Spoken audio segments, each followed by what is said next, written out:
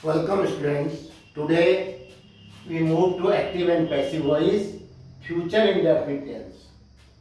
आने वाले समय में सिंपल टेंस है, फ्यूचर के सिंपल टेंस, फ्यूचर का सिंपल टेंस, जिसको हम इंडेफिनिट टेंस भी बोलते हैं। एक्टिव में आपको सेंटेंस हम देखते हैं अभी, उनका हम पैसिव बनाने का रूल सीखेंगे। एक्टिव वॉइस में आप जानते ही हो कि सब्जेक्ट आता है जो डूअर है, उसके बाद विल या शैल आता है, फिर वर्ब की फर्स्ट फॉर्म आती है। फर्स्ट पर्सन सिंगुलर और प्लूरल नंबर आई और वी के साथ शैल, बाकी सब के साथ विल। बोलने में तो हम सबके साथ विल का ही प्रयोग करते हैं, आई के साथ भी, वी के साथ भी, लेकिन लिखने में जो उसका पंक्चुएशन है, यही कही कि जो उसका सिंटेक्स है, करेक्ट द सेंटेंस, वहां पर हम आई के साथ, वी के साथ शैल का प्रयोग करते हैं। तो देखिए, she will write a letter tomorrow, आपने कहा यहाँ तो आसान है, विल और शैल के बाद वर्ब की फर्स्ट फॉर्म। लेकिन पैसिव वॉइस का जो रूल है, आपने कहा क्या, विल या शैल, इसके साथ बी आता है, यानी या तो विल भी होगा या शैल भी होगा, प्लस वर्ब की थर्ड फॉर्म। तो आप जानते ही हो पैसिव वॉइस में सब जगह थर्ड फॉर्म आती है। एक्टिव वॉइस में क्या आएगा, विल या शैल के साथ वर्ब की first form. I shall go, he will go, I shall write a letter, he will write a letter, we shall play a match, they will play a match. तो आपको ये पता ही है। लेकिन जहां पैसिव बनाएंगे, ऑब्जेक्ट को पहले ले आएंगे सब्जेक्ट के रूप में, और उसके साथ उसके अनुसार विल या शैल लगाएंगे, फिर बी लगाएंगे। आप एक चीज का ध्यान रखें, will be sung, will be written, shall be sung, shall be played, shall be written। तो बी का ध्यान रखेंगे। सेंटेंस आइए उदाहरण इससे समझते हैं। She will write a letter tomorrow, verb आई है विल राइट, क्या लिखेंगे, अ लेटर, एक पत्र, ऑब्जेक्ट आया हुआ है, डायरेक्ट ऑब्जेक्ट है ये, तो क्या करोगे, सी विल राइट अ लेटर, वह एक पत्र लिखेगी।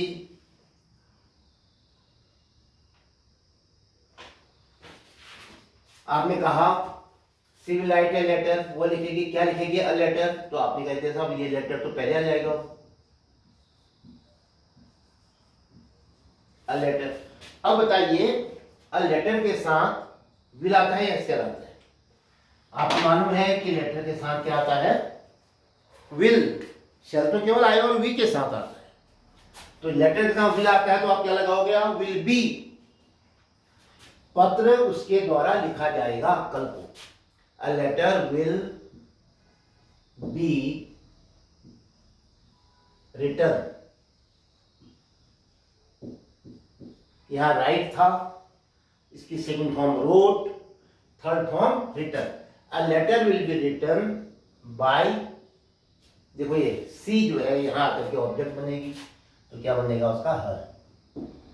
Yes, I shall give you a book, मैं तुम्हें एक पुस्तक दूंगा। आई शैल गिव, क्या दूंगा, अ बुक, तो अ बुक ऑब्जेक्ट है, इसको पहले ले आओ, सब्जेक्ट बना दो।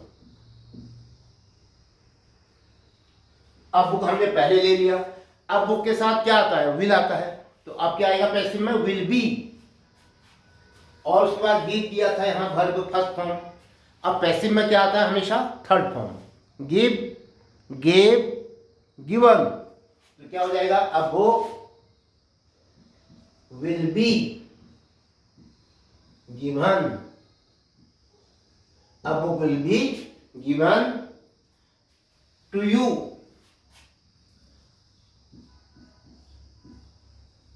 और ये आई है, तो क्या हो जाएगा, बाई, आई का बताओ, मी। ध्यान रखिए, आपने अब बुक को लाया आप पहले, ये जो पीछे वाला था direct object,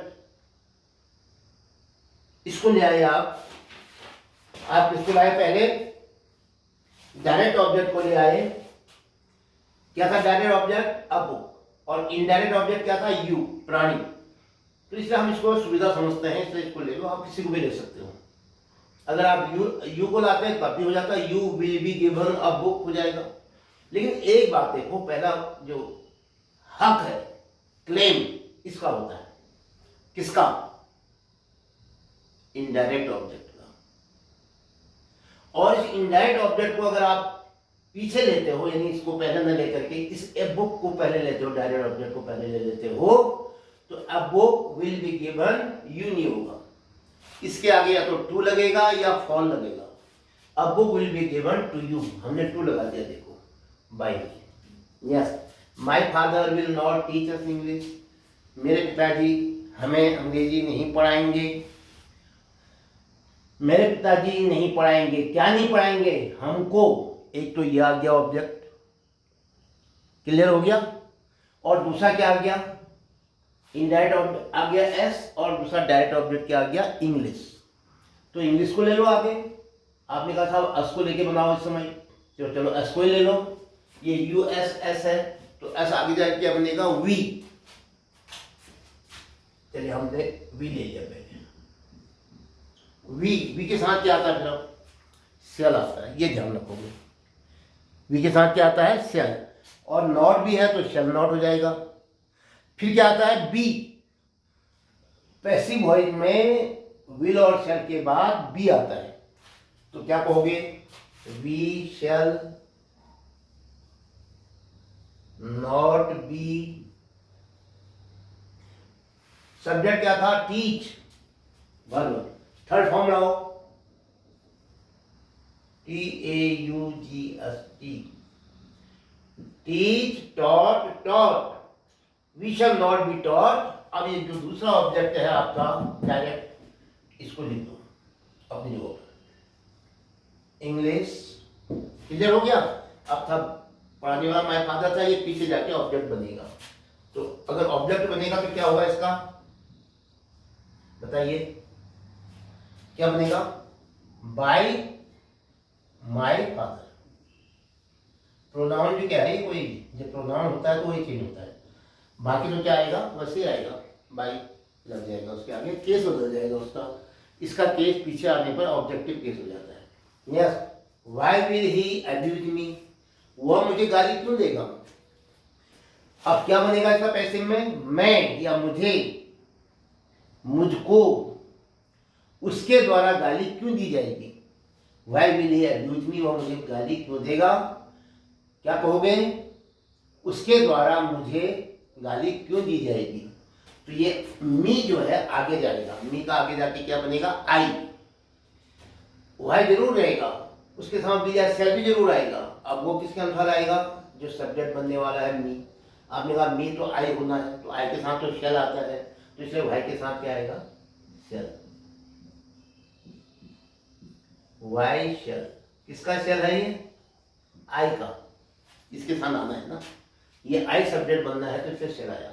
Y shall I. अब बचा क्या? बी। ध्यान है, शेल बी अब्यूज्ड, अब्यूज की थर्ड फॉर्म होती है abused. Why shall I be abused by he का क्या बनेगा? Objective case, by him.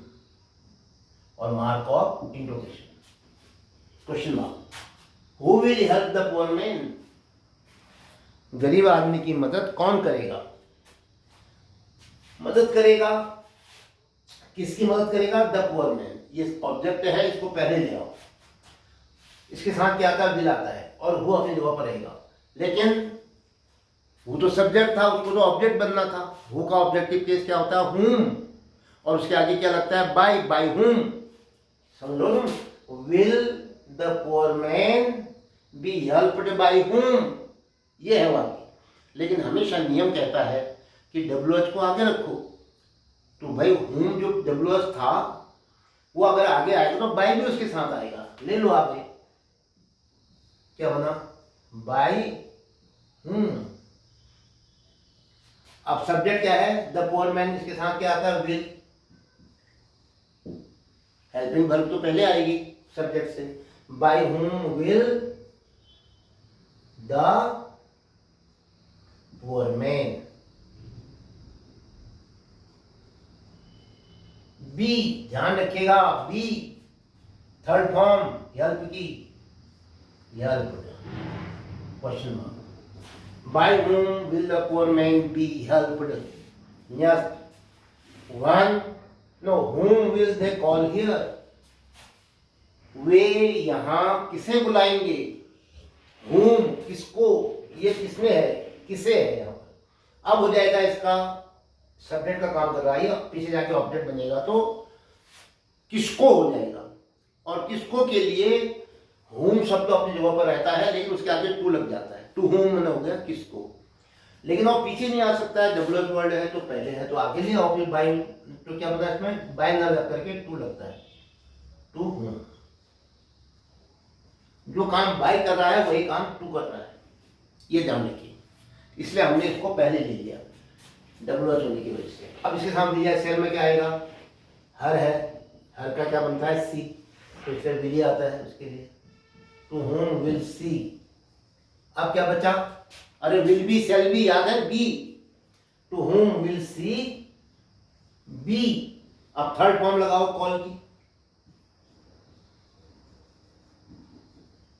Called here, question mark. यहां किसके, उसके द्वारा किसे बुलाया जाएगा, टू whom किसको बुलाया जाएगा, उसके द्वारा किसको बुलाया जाएगा। whom will she be called here? When will your mother cook food? आपकी माता की खाना कब बनाएंगी। यहाँ आया है will cook,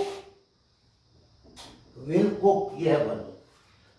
क्या मदर है, योर मदर है सब्जेक्ट, फूड है ऑब्जेक्ट, फूड पहले आएगा, फूड के साथ क्या आता है विल, तो वन अपनी जगह पर रहेगा, डब्ल्यूएच है आगे रहेगा, वन विल। सब्जेक्ट क्या आएगा, योर मदर नहीं रहेगा, वो पीछे चले जाएगा। फूड जो है कैसे अंदाजा लगाया आपने, कुक खाना बनाएगा, क्या बनाएगा फूड, तो फूड ऑब्जेक्ट है, ये सब्जेक्ट बना उसको। One will food be, third form लगाओ कुक की, खाना पकाने की, cooked. One will food be cooked by your mother, by your mother, question mark, mark of interrogation. One will food be cooked by your mother, आपके माता के द्वारा भोजन कब बनाया जाएगा। We shall not play football, हम फुटबॉल नहीं खेलेंगे। देखो वी है खेलने वाले तो शैल आया, फिर उसके बाद प्ले आया है। अब क्या आएगा याद रखो, शैल बी प्लेड, अगर नॉट है तो शैल नॉट बी प्लेड या विल नॉट बी प्लेड। शैल या विल किस पर निर्भर करेगा, जो नया सब्जेक्ट बनेगा। हम नहीं खेलेंगे, क्या नहीं खेलेंगे, फुटबॉल, फुटबॉल है ऑब्जेक्ट, अब बनेगा सब्जेक्ट, फुटबॉल के साथ विल आता है, तो क्या बना बोलो, फुटबॉल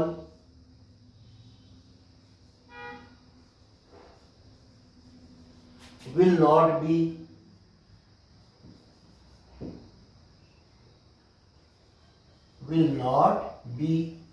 फिर थर्ड फॉर्म लाओ प्ले की, will not be played bye, किसके द्वारा, वी को पीछे ले जाओ, हमने, और अब हमको हो जाएगा, वी का होता है us, by us. Football will not be played by us, football हमारे द्वारा नहीं खेला जाएगा। ये था आज फ्यूचर इंडेफिनिट टेंस या सिंपल फ्यूचर टेंस का एक्टिव से पैसिव बनाने का नियम। एक्टिव में तो विल या शैल के बाद फर्स्ट फॉर्म आती है वर्ब में, और पैसिव वॉइस में विल और शैल के बाद बी आ जाता है, फिर वर्ब की थर्ड फॉर्म आती है। यहाँ क्या आती है कहा बता आपसे, विल या शैल के साथ first form, will go, shall go, will write, shall write. यहाँ क्या हो जाएगा, will be written, shall be written, will be played, shall be played. ये ध्यान रखो, बाकी नियम पूर्वक है। इसके साथ ये वीडियो समाप्त होता है। जय हिंद।